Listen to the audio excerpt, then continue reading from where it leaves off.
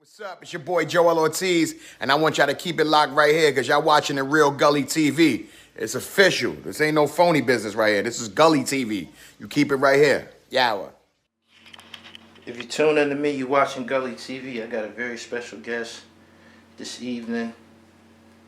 This means a lot to me. I was introduced to this brother by Shaheem, the record trial. Peace to Shaheem. Yo, peace, y'all. Go ahead and introduce yourself, G. Peace, you know, it's your boy Solomon Childs, Wu-Tang's finest. Appreciate having you on the show, man. Whenever I see you, man, you be so radiant and shit. The last time I seen you, had a big icy piece. The music business must be treating you well, man. You know what I'm saying? You running through different pendants and shit on a nigga, man. I'm waiting on my new joint right now, man. So yeah, I've been working too. I'm waiting on my new joint. Yeah, how the business been to you this year? Good, King. I'm just working. I'm working. I got some good brothers that I'm working with in the crypto world. Okay. We're doing a lot of stuff with Danny Garcia. I'm working. I'm doing my music. I'm staying positive. I'm boxing. Taking care of my wife and kids. You know what I mean? I'm just trying to chill. Yeah. So to you, boxing, that's not a workout. You really in there you mixing it up with niggas. Well, we tried it a few times. I did some amateur. With the Danny Garcia kids, they brought me into some amateur joints. I was clean. I was good. I did my thing. Yeah. But my wife made me stop. She felt like I was bringing the aggression home. Okay. You know what I mean? So she was like, I just feel like you're being too aggressive with it. Right. You know what I mean? So I just calmed down. But I kept the workout going, and it was good. You know what I mean? I kept the workout going. You know what I mean? So the workout is an amazing workout.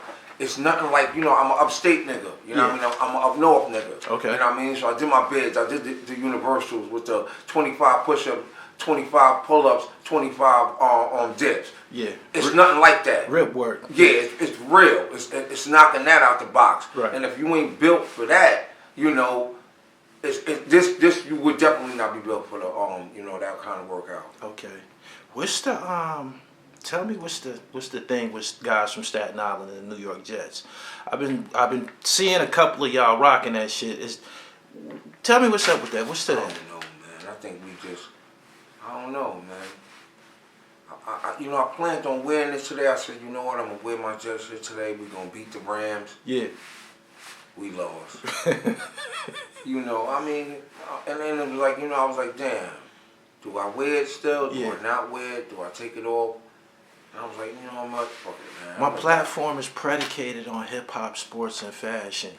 Can you recollect your first starter jacket? My first one was a Buffalo Bills. My first one was a Jets. Oh, yeah? It was a pullover with the pouch right here. Yeah. The zipper right here. Okay. My whole team had starters. We had the pullovers. So everybody had their team. Denver, the Bills, Raiders. I was always the Jets. I had the Jets. Yeah. Share with my viewers some who might be a little bit younger than us.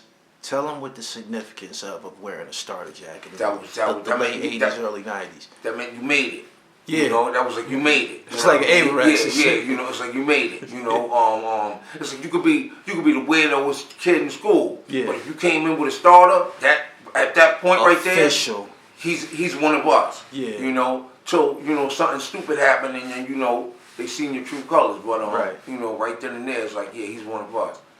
Okay, I've had in terms of Staten Hill MCs, I've had artists on my platform from Park Hill. I've had brothers on my platform from Stapleton, and you're the first artist that I've had from West Brighton. Right. Tell me about West Brighton. What's the difference between West Brighton and Stapleton and Park Hill? The difference is like we was more like it's almost like a gated community, but a gated project community without it being gated. Right. Because you had West Brighton projects, and then you had the Markham homes where I'm from. Okay. And it's like just those two spots right there was enough for us. We didn't have to go to Park Hill or Stapleton. They came to us. Right. You know what I mean? And it was like when they came to us, they had a good time. It was like we was like we was the Brooklyn, you know what I mean, of Staten Island. We was the Harlem. Like, you know, up the block was Harlem, and down the block was Brooklyn. Okay. You know, of Staten Island. You know what I mean? We had our own thing. We was tough. You know what I mean? I don't know about. I can't call other people's neighborhoods and all that. I know my neighborhood, and my neighborhood was tough. Yeah. You know what I mean? You wasn't coming to my neighborhood at all. Yeah. You know what I mean? We was united. We went against each other. Yeah. You know what I mean? Like the Markham homes, we could go up the block, but they couldn't come down the block. Got it. You know what I mean? So, you know, our hood was just different. In previous interviews that I did, I interviewed Barry. Okay. Okay, from Stapleton. Right. And he was describing the history between the differences that went down between Park Hill and Stapleton. Did West Brighton and Park Hill have an alliance at some point? Yeah, at one point, you know, we had a brother that was from West Brighton that kind of went to Park Hill and got money. His name was LK. Okay. You know what I mean? LK stands for Lil Keith. Okay. That's my OG. You know what I mean? So it's like, you know, he was like one of those dudes that he was the truth. You know what I mean? So, you know, you couldn't go to Park Hill. Yeah. You know what I mean? Park Hill was something different. Yeah. You know what I mean? And he was kind of like one of the originators, him and God rest my man Tink. His name was Tinker. You know what I mean? They was like the dudes that, you know, went to the hill, chopped it up with dudes in the hill, came back, you know, and, you know, kind of let us know that, you know, it was real. You know what I mean? Right. We was able to, you know what I mean, fluctuate and move around. No doubt. How long you been how long you been an MC? I've been an MC probably since I don't know, I've probably been an MC probably since like maybe 90, 92, 90, 91. Yeah. You know,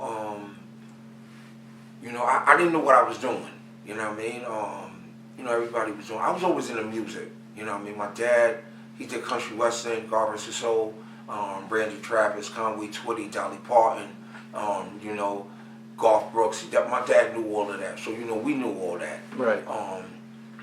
My mom, she was more Pat Benatar, Aretha Franklin, Whitney Houston, God rest her soul, you know, Ashford and Simpson, you know what I mean? So we knew that. Us, we was more, you know, being those was the music, we were more into New Edition and God, you know, right. Stuff like that. So when I got incarcerated, you know what I mean, I did spot it, and a few kids was, you know, rhyming. So I was like, oh, okay. I ain't really follow it yet.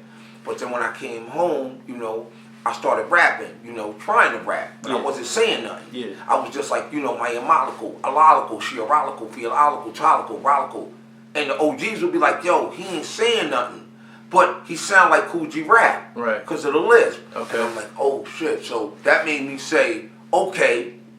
If I sound like him, let me really perfect it, you know?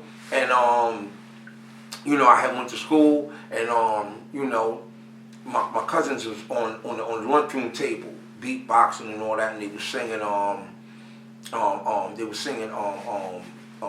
singing some joint, I think they were singing, Kane, okay. You know what I mean? And I was like, yo, what are y'all singing? It was like, Big Daddy Kane. I was like, who the fuck is that? They was like, you don't know who Kane is? I'm like, nah, man. So they're like, yo, just watch Video Music Box. Right. I'm like, alright, I don't got Video Music Box though.